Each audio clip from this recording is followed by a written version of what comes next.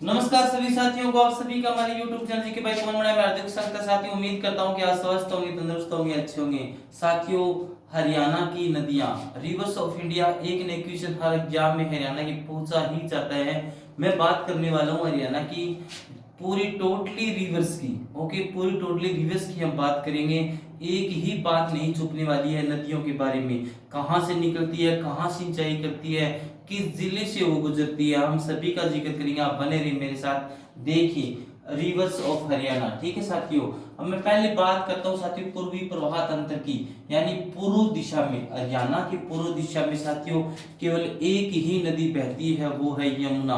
कौन सी, जिसको खुला नाला भी कहते हैं, यमुना नदी। साथियों इसका उद्गम स्थान कहाँ है? उद्गम स्थान है जहां से शुरुआत होती है, जहां से ये मतलब पैदा होती है, उसी के बाद करिए उद्गम स्थान साथियों यमुनोत्री उत्तराखंड बंदरपुंज की पहाड़ियों से निकलती है, हिमाचल प्रदेश से। ठीक है, उत्तराखंड सॉरी, उद्गम स्थान यमुनोत्री उत्तराखंड, उत्तराखंड से निकलती साथियों बंदरपुंज की पहाड़ियां। पहाड़ियां पूछी जाए तो कौन सी आएगी? बंदरपुंज की पहाड़ियों से निकलती है।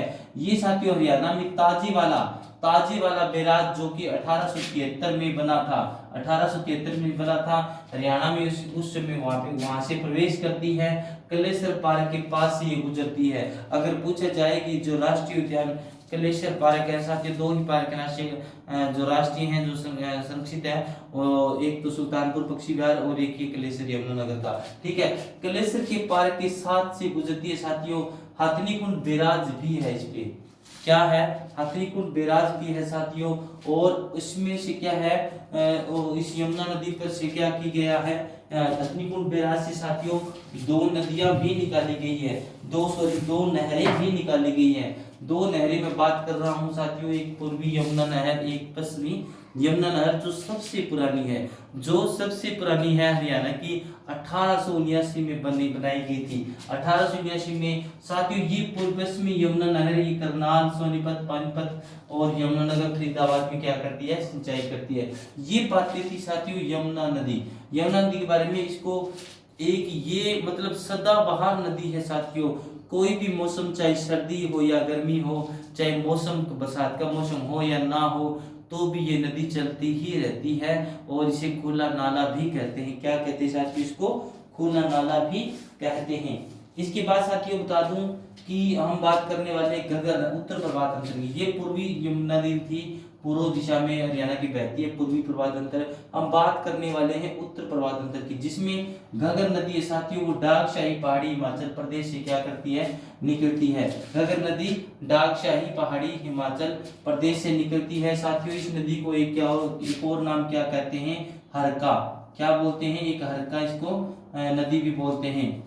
प्रवेश हिमाचल प्रदेश से प्रवेश करती है ये नदी, कालका पंचकुला में प्रवेश करती है, कालका पंचकुला में प्रवेश करती है ये नदी। पंचकुला, अंबाला, कैथल, फतेहाबाद, सिरसा की सिंचाई करती है साथियों। एक लास्ट में सबसे जो सिरसा डिस्ट्रिक्ट में रानिया एक एक ओटू बैराज है, जिसको धनूर झील भी कहते हैं। वहां से उसके आगे से साथियों ये घग्गर नदी राजस्थान में प्रवेश कर जाती है और वहां पर क्या हो जाती है? लुप्त हो जाती है। ठीक है साथियों, घग्गर नदी का वहां पर समापन हो जाता है और वो वहां पे फैल जाती है राजस्थान में, जिसको और वहां पे जो ओटू बैराज है, ओटू हेड कहते हैं उसको। ठीक है साथियों, वहां ही समाप्त हो जाती है। तो साथियों इसके बाद में देखिए सरस्वती नदी। सरस्वती नदी क्या साथी? ये नदी सिरमौर की पहाड़ी हिमाचल से निकलती है, सिरमौर की पहाड़ी हिमाचल से निकलती है। ये आदि बद्री नामक स्थान पर प्रवेश करती है, आदि बद्री नामक प्रवेश करती है। ये नदी साथियों अंबाला, कैथल, पिहोवा, कुरुक्षेत्र, भवानीपुर, अंबाला, कैथल, पिहोवा, कुरुक्षेत्र, भवानीपुर, लोर, खेड़ा आदि स्थानों पर क्या करती है? सिंचाई करती है। कौन सी नदी साथियों? सरस्वती नदी।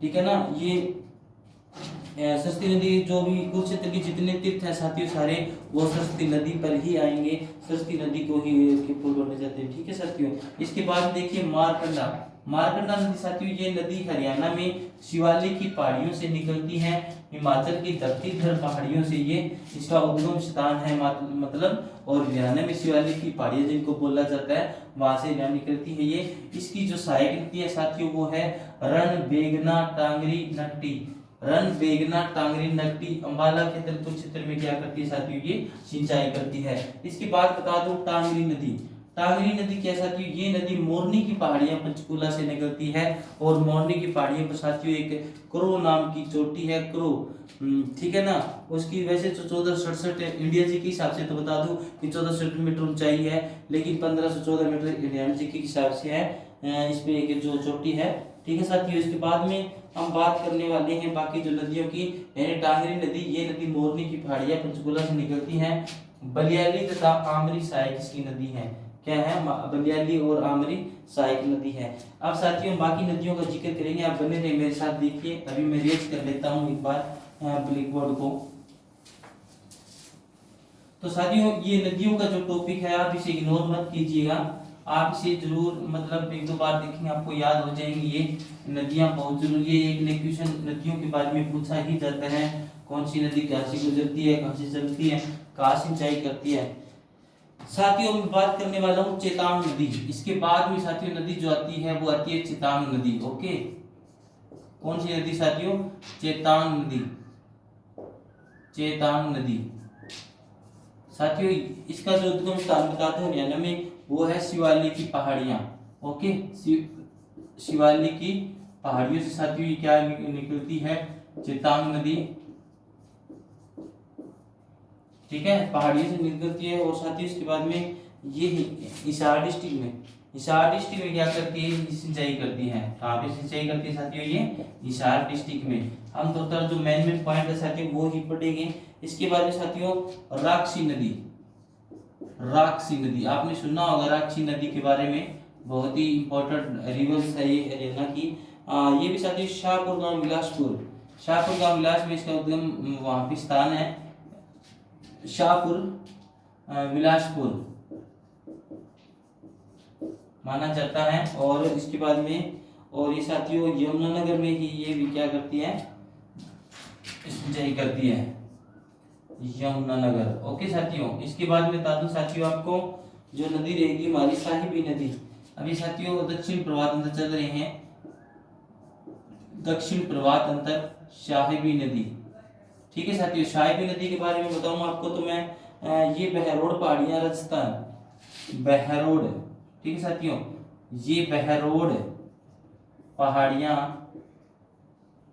बहरोड पहाड़ियां राजस्थान से ये निकलती है साथियों, और ये हमारे हरियाणा में जो प्रदेश करती हैं। तो साथियों ये बता दूं आपका सही करती हैं रेवाड़ी गुरुग्राम झज्जर, 3 जिलों के अंदर, रेवाड़ी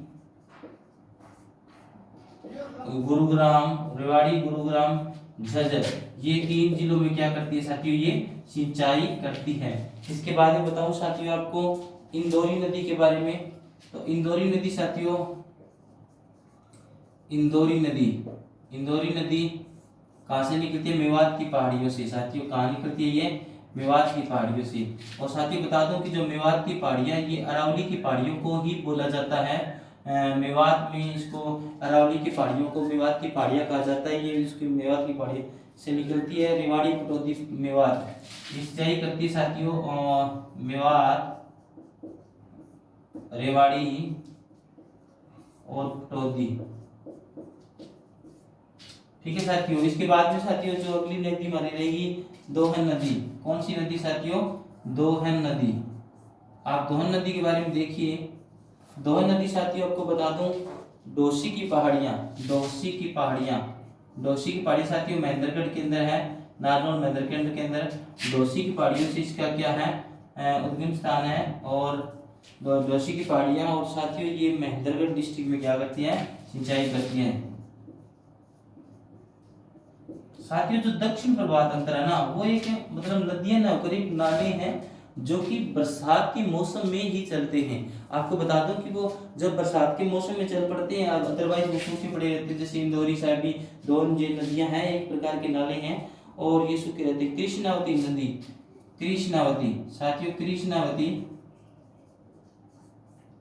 कृष्णावती नदी, इसमें राजसमंद, इसमें दिखाया गया है कि राजसमंद, राजसमंद साथियों बता दूं आपको राजस्थान का एक डिस्ट्रिक्ट है और वासी ये निकलती हैं। और अपने यहाँ ये रेवाड़ी और झज्जर में क्या करती है, सिंचाई करती है, रेवाड़ी और झज्जर के अंदर। ठीक है साथियों, ये साथियों नदियाँ थी और इसमें हमें कुछ ज़्यादा वो करने की जरूरत नहीं है, क्योंकि जो मेन पॉइंट थे साथियों वो हमने किया है। और चेताम जो नदी थी साथियों उसको पुराना नाम दृश्य नदी था, इसको पुराना नाम भी था साथियों इसका दृश्यवती नदी था। ठीक है साथियों, इसका पुराना नाम बताया गया ये। ठीक है, और इसके बारे में जैसे कि और भी कुछ वगैरह वगैरह इनके बारे में जो बातें थी साथियों वो भी है इसमें। जैसे यमुना नदी है वो मुगल वाली यमुना नगर में क्या किया गया, इसका किया गया था। और मारकंडा नदी जो पुरानी नदी थी मारकंडा, उसका नाम पुराना नाम अरुणा नदी था। साथियों आप इस वीडियो को इग्नोर मत कीजिएगा, देखिएगा जरूर और पूरा देखिए। ठीक है साथियों, और इस वीडियो को शेयर करें ताकि और भी भाई हमारे जो सीटी की तैयारी कर रहे हैं हरियाणा में, तो उनके लिए भी एक बहुत ही फायदेमंद वीडियो रहेगा। आप सिर्फ इसको शेयर कीजिएगा, हमारे चैनल को सब्सक्राइब कीजिएगा। Thanks for watching.